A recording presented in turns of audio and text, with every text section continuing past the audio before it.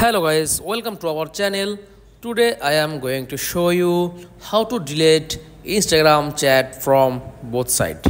Okay, so let's get started. Then first of all click on Instagram app.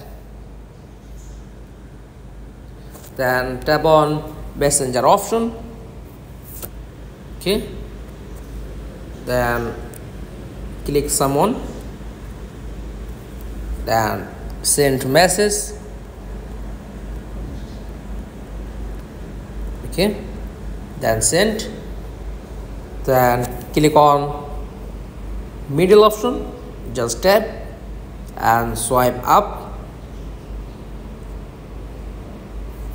then okay, then try another, then swipe up, then turn off this option. That's all. Thanks for watching. Please like, comment and subscribe. Thank you.